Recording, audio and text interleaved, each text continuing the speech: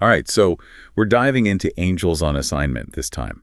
Angelic encounters, messages from God, even a peek into heaven. Pretty wild stuff, right? Absolutely. And the fact that this comes from Pastor Roland Buck, a real pastor from Boise, Idaho, makes it even more fascinating.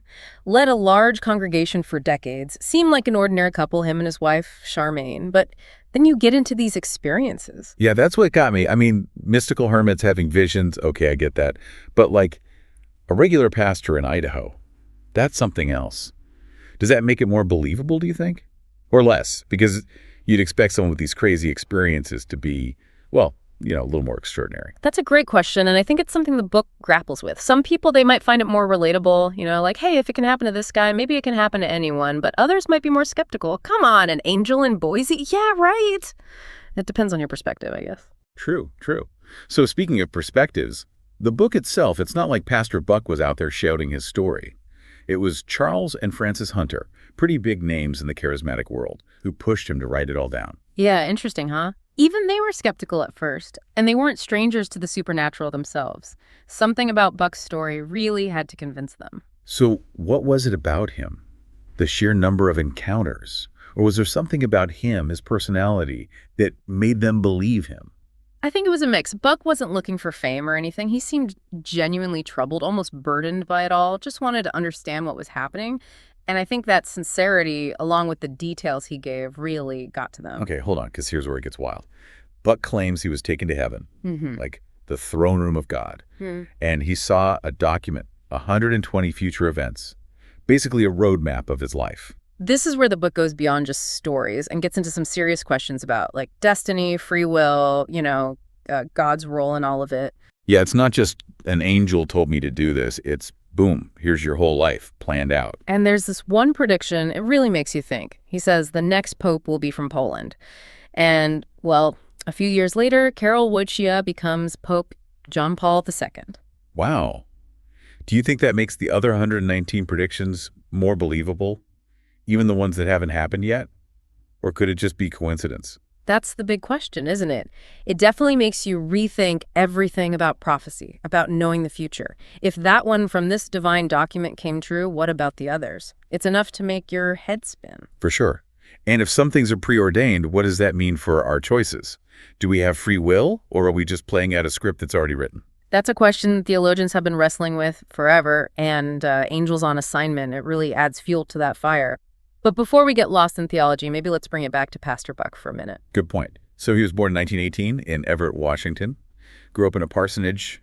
Pretty typical start for a pastor, I guess. Yeah, on the surface, maybe. But growing up in a parsonage, faith is just part of life from day one. So, that probably shaped how he saw the world, his openness to these spiritual experiences. It wasn't all smooth sailing, though. He talks about straying from his faith during college at Northwest College in Seattle. Even renounced his belief in God at one point. Yeah, and what's interesting is he later calls it a time of rebellion. Like, he deliberately turned away from what he knew, almost foreshadowing the warnings he gets later from angels about, like, the dangers of straying from God's path. It's like his life became this parable, woven into the bigger message. But he did come back to faith eventually, right? Oh, absolutely. Powerful conversion experience in 1938, dedicated his life to ministry. Pastor in Washington and Idaho, landed in Boise in 1950. Led the Central Assembly of God Christian Life Center there. And this wasn't some tiny church. By the late 70s, he's preaching to almost 2,000 people every Sunday. Crazy to think this guy, leading a thriving congregation, was also having these secret encounters with angels. It adds a whole other dimension to the story, doesn't it? He wasn't some isolated mystic. He was respected, trusted with the spiritual well-being of thousands. Yet he's going through these experiences most people would probably dismiss as crazy. It makes you wonder how many others are out there having similar experiences but are afraid to talk about it, for fear of being judged or whatever. That's a good point. It makes you think about faith, about what's considered acceptable to believe. So we've got Pastor Buck, the ordinary pastor, with an extraordinary secret. Yes. But what about the encounters themselves? What were they like? And what messages did they bring? Well, that's where things get really interesting. Vivid accounts, detailed, sometimes downright terrifying, but also filled with hope and a really deep sense of God's love. Okay, I'm hooked. Let's get into those encounters and see what wisdom, maybe even warnings they have for us. So Buck's first encounter, it's a real shocker. It's 3 a.m., he's sound asleep, and suddenly, boom, somebody grabs him, sits him straight up in bed. Can you imagine? Pitch black, but he can make this huge figure looming over him. Oh man, talk about a rude awakening. I'd probably have a heart attack right there. Was he terrified? Did he know it was an angel right away? Surprisingly, no, not really. No fear, at least not at first. He even starts talking to the angel, totally casual about it.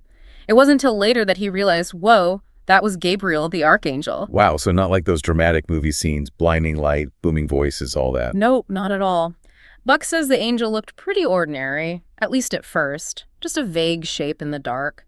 He didn't see Gabriel's full glory until a later encounter. That reminds me, he mentions his Great Dane, Queenie, was right there in the room the whole time. And she wasn't bothered at all. Even turned her head to follow the conversation like it was normal. Kind of funny, but also a little creepy, right? It is. But it also tells us something. Animals, they have those heightened senses, right? So Queenie being calm, it suggests this angelic presence wasn't like evil or threatening. Something beyond normal, sure, but not something to be afraid of. I love that detail. Makes the whole thing feel a bit more down to earth. What about his wife, Charmaine? Did she wake up? Slept right through it, even though Buck says that the angel was speaking loud enough to wake the dead. But here's the thing, Charmaine later told him she felt this incredible warmth in the room, this overwhelming sense of peace and love, even though she didn't see or hear anything. Whoa, it's like a silent confirmation, right? Yeah. Her spirit recognizing something her physical senses couldn't. Gives me chills. And it backs up what Buck says throughout the book. These encounters weren't just for him. They were messages from God, meant for the world. Charmaine's experience, even without the visuals, the sound, it suggests these messages work on different levels, reaching even those who aren't directly involved. So what was this first message all about? What was so urgent that God sent Gabriel in the middle of the night? Well, this is where Buck's background as a pastor, his concern for families, comes in. The message was all about family unity, God's desire for families to come together, to find salvation. That's interesting, given it was the late 70s. Lots of societal shifts happening, divorce rates going up, changing family structures. Exactly. Time of upheaval, uncertainty for a lot of families. God, speaking through Gabriel, was offering hope, reassurance, affirming his commitment to strengthening and healing families. And that focus on family, it's not just a one-time thing. It pops up throughout the book. Yeah. Like that story about Buck being on a plane, an angel telling him the name of a young man. Oh, yeah. And that guy ends up sitting right next to him on the plane. Talk about divine intervention. Makes you wonder if we've ever been guided like that without even knowing it. Do you believe in those chance encounters? I think it's definitely possible. Buck's story and others like it, they suggest there's more going on than we see. Maybe forces at work, orchestrating things we can't even grasp. It's exciting, but also a little scary. Like, what if we're all in some cosmic play and haven't figured out our lines yet?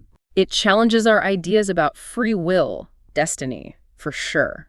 But let's get back to that plane encounter. Buck ends up leading that young man, and eventually his whole family, to Christ. That's not just coincidence, it's a powerful example of how God works through ordinary people to do extraordinary things. Absolutely. It's like a ripple effect. One act of faith leads to a whole wave of change. And that leads us to another big part of Buck's story.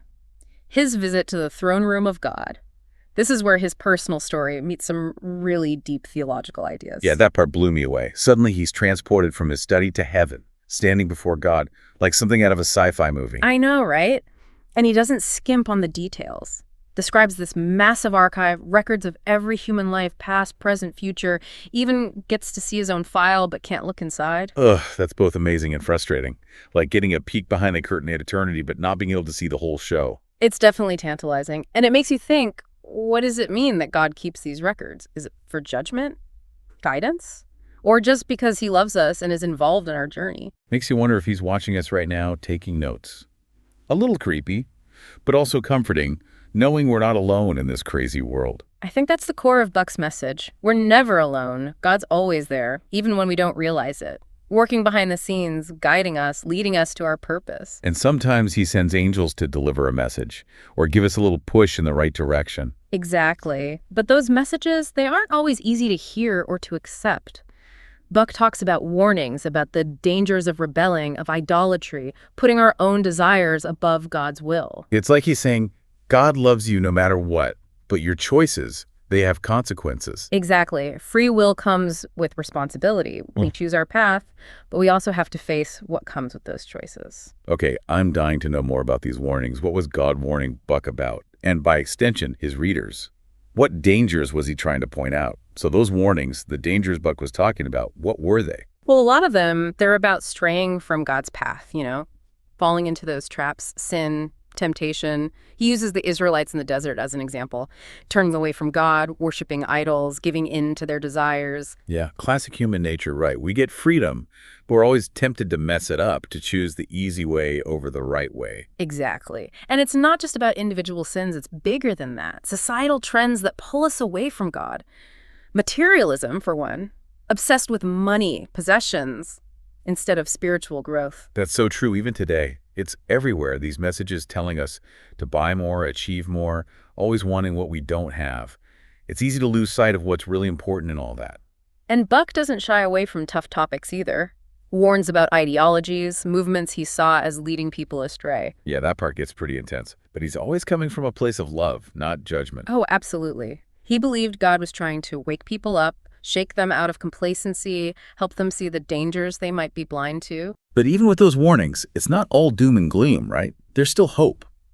That belief in God's mercy and forgiveness. That's crucial. He doesn't want to scare people, just inspire them to turn back to God, to experience that full life that comes from living right, being obedient. And that's where believers' judgment comes in.